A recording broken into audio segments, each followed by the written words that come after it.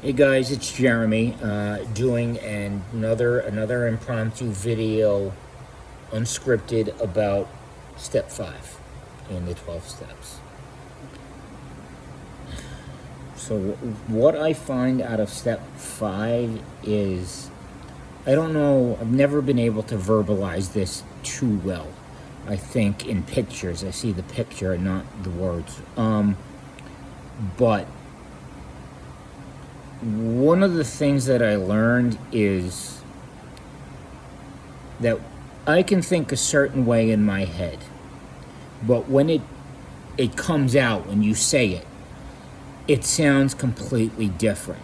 There are times like I can think, okay, that guy just cut me off, I should cut him off back. But what if somebody said that to me, had the same complaint, said, hey, Jeremy, guy cut me off, I'm going to cut him off back? That is the point of step 5, is to get it out to, again, this is a benefit, not, there's several. Getting it out and hearing it from a different perspective. You sit with somebody and you talk about it, and you see in step 4, okay, well, it could be some kind of security. Like, in my case, I do hate the way people drive in the area I live. And hearing it back, like, it's how would you deal with these bad drivers on the road from a perspective other than my own, in this case? It's somebody came to me and said, I have this problem, I hate the way people drive, and getting that objective opinion. And I find this is the same principle with when it comes to being a sponsor or having a child. In my family, I have 6, I call them little cousins, even though the youngest ones are now 18. I still call them my little cousins, love them to death. What would I say to them? As if they're my own children. And what would I tell them in the same situation? This is one of the benefits of step 5. You get to hear, okay, well, guy cut me off, I reacted, and this happened, and that happened, this could have happened. And as we see in step 4, well, it could be, in my case, it's security. I am a little hesitant about driving in the area I live because it's, if you saw the way people drive down here, you may feel the same way, probably to a lesser extent, but you'd see what, my fear of driving in the area where I live, or whatever your case may be, is not getting enough money, or not getting the promotion, or failing a class. Looking at that fear, and to do, as we learned in step 3, 2 and 3, there is another way, and to act the opposite. The George Costanza syndrome, as I'm apparently going to call it, is if everything I've ever done has been wrong, by default the opposite has to be right. So if this person cuts me off and I want to react the same way as I admittedly have done, what are the consequences, or what are other ways of doing this? And I'm not going to say, I would never say to somebody, you have to believe the God thing as I do. That was done to me and I hated it. So I can't really do it to other people. But to see to do things different, instead of acting, okay, that person cut me off, so I should cut him off back. Here is where we get to this in the steps of, it's been said, I'm not sure if it's said on one of the pages of the big book, but what would God have me be? Oh, believe me, I fall short on this about not even every day, every half hour, to say the least. Probably more, than that. It could be every 10 minutes. But what would God have me be? What is the right way? If something I'm doing is wrong, what would the opposite be? To not react in our flesh, as it said in the Bible. I'm not sure about other religious books, but to get out of the flesh, to go to the spiritual way. Another thing that I find out of step 5 is, and I got it a lot out of steps 1, 2, and 3, even before the inventory. When I sat with that first sponsor, we were sitting in Starbucks, and I'm not going to say his name, but we're sitting in Starbucks, and I said, here, sponsor, it's yours. Ton of bricks, gone, I don't want it. And this was, I'm talking about steps 2 and 3 right now, not step 5. But you'll see where I'm going. Is, hey, sponsor, ton of bricks that I'm carrying around, yours, I don't want it. I don't want it. Ton of bricks holding me back. I hate life. I hate you. I hate this. I hate that. I'm miserable. I'm uncomfortable. I'm socially awkward. Here, sponsor, you take it. And him saying, I got rid of my ton of bricks. What makes you think I want yours? I don't want yours. My ton of bricks is gone. What are you going to do with it? And he was leading me on to giving it to a power greater than myself. At that point, and there's still sometimes I have to go with it, is that George Costanza syndrome. Something I'm doing is wrong, and it's tough. In the moment, it can be very tough to say, okay, well, normally I would cut them off back, or I would flip them the bird, or I would react to somebody in line in the grocery store, or whatever it is. It's to say, wait a minute, now here's what, here's a way to react in a way that is, I may not get it perfect, but in a better way than I would normally react. Normally, I get pissed off, say, how may I help you? Oh, believe me, I will say it over and over. I don't get it 100%. I don't get it 50%, probably. But, instead of, okay, well, that person's going to cut me off, or to look for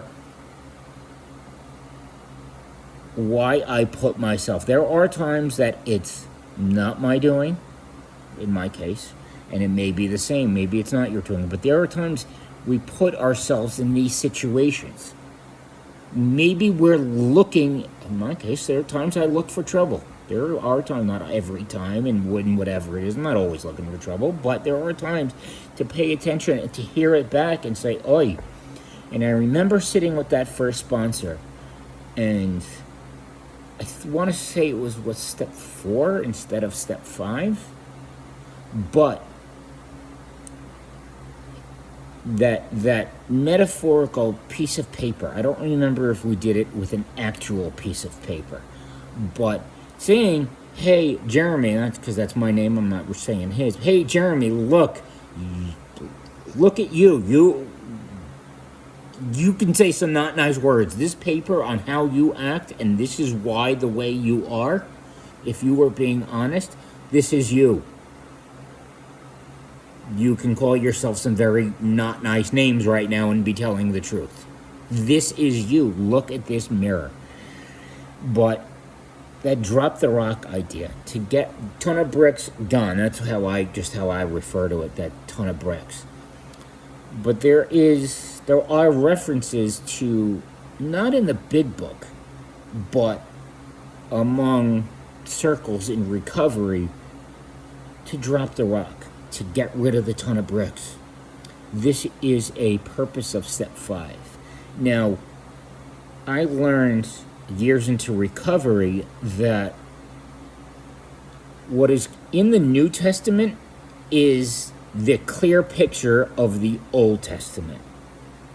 Again, maybe you see it differently, because I have read that Bible cover to cover 6 times, 7 times. It's a difficult read. It gets easier with time, I found. But everything that's in the New Testament is I don't want to say a summary, but here's what it is. Here's the Old Testament summed up. And so when we hear about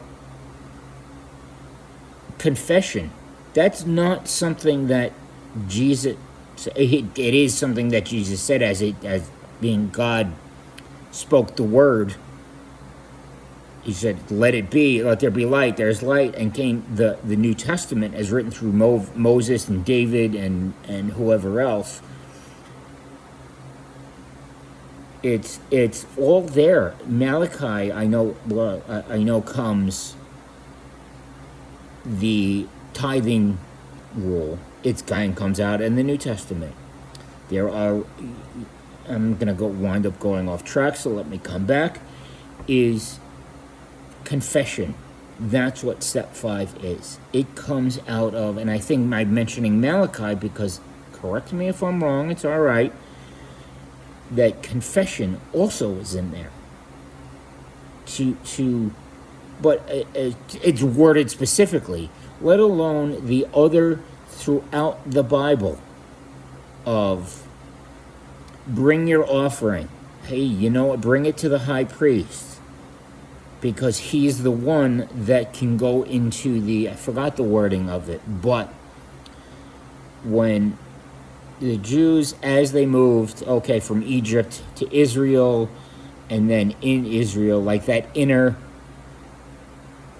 they do it on Yom Kippur and Rosh Hashanah, when the high priest makes sacrifices as the people would confess their sins until the time of Jesus, when he's being crucified. There is a moment, and again, there are people who could say where it is, who may be able to sum it up better than I can. Please, I'd love to hear it, actually, if you can refer to it in the comments, is when Jesus was crucified, he says, it is finished. And in that timing, that the clouds come over the mountain where he's being crucified, that's how I see it, as God not wanting to see, but in his son being crucified. But what happens is, as the clouds clear, it's a metaphor that, and then the comes down, the shading, whatever, the curtains come down from the outer sanctuary to the inner sanctuary. This is the heart of God. This is God allowing the people into his heart as his full expression is coming. But those are what the holidays are. Yom Kippur and Rosh Hashanah. One of them is the New Year. One of them is going into the New Year as a refreshing of the souls of the Jewish people, now offered to everybody. As I see it, maybe if you're Muslim, Buddhist, that's okay. To your God, a confession. Taking that ton of bricks to that high priest, get rid of it. Now, a sponsor is not a holy person. A sponsor is somebody who's been in whatever program it is, Debtors Anonymous, Sex and Lovers Addicts Anonymous, gamblers, alcoholics, narcotic, all the programs. Your sponsor is that, not the high priest, but that person who helps you be honest. And it's not necessarily, there is an accountability there that you're being honest with them. There are times that, whether it was my sponsor, it's been, I can think of something with a family member who called bullshit, but turns out I was I was really telling the truth. But to hear, listen, are you listening to yourself? Here's the mirror. You're confessing, you're getting, does that sound accurate to you? Because, and I notice with other people, like my family members, my 6 cousins, even though they're adults, my little cousins, what would I say to them? I love them to death if they came to me and said, hey, Cousin Jeremy, here's what I'm going through. What would I tell that person? That is now something I have to say to myself. To flip that bias we have, oh, it's all right, it's only me, or whatever, I deserve the better spot, or I deserve the pay raise. To hear from a sponsee, or whoever it is, somebody you love. Is that possible? This is the essence of step 5. To hear it from the reverse angle. Having that person to, is this real? Listen to yourself. This is what you just said. Here's the mirror. And helping you to be honest. Because as addicts, we deceive ourselves. We believe, oh, I'll only have one. I'll only hit the joint once. You know. To hear, are you really only going to hit that joint once? I know in my case, all right, I'll only have one more beer, one more energy drink, you know. That's another thing I have. But is it really going to be? And that's part of what a sponsor does and why we need a power greater than ourselves. Not to say that it's going to be your sponsor, but to learn to get that inner voice. I'll tell you, I don't have it perfectly. I'm not, I'm not saying it, I'm not trying to preach. That's not it, because I'm not perfect. But to hear, is that really the story? Did that really happen? And one of the things that I realized needing to learn, still have to learn it, I'm still not perfect, is to think about that before the situation happens, whatever it is. I can speak of one that happened recently that I would like to say to somebody else. But to think about it, to learn to think before, okay, that person cut me off, and I cut them off back. But the witnesses see whatever, somehow it looks like I now caused an accident. I'm not saying this has ever really happened, it hasn't, but somebody says, looks like you caused that accident now, you cut them off back, and then they hit you. To think about these things before we go through with them. Now, later in the step work, and this is all from my own experience, like I said, this is not scripted. These are some things I've learned over the years. Now, what we do in step 10 is, 10 and 11 is reviewing our day. Am I going to sleep tonight with sin that has not been forgiven? With an unconfessed sin? Am I going to bed tonight? Because the reality is, we don't know if we're going to be here tomorrow. Ever. I'm 42 years old. I had my first round of surgery for heart failure 10 years ago. It was August of 2012. We don't know if we're going to be here tomorrow. And to get it off our chest so we are pure and whole. And to see, do I need to ask forgiveness from a friend or this person or that person? And it's to become free, to become people reflecting of goodness and wholeness. Whether if you believe in God or not, well, think of is that what a sane person would do? Am I bringing healing to life? That St. Francis prayer, where there was darkness, may I bring light. Where there is death, may I bring life. Again, I don't remember the whole wording.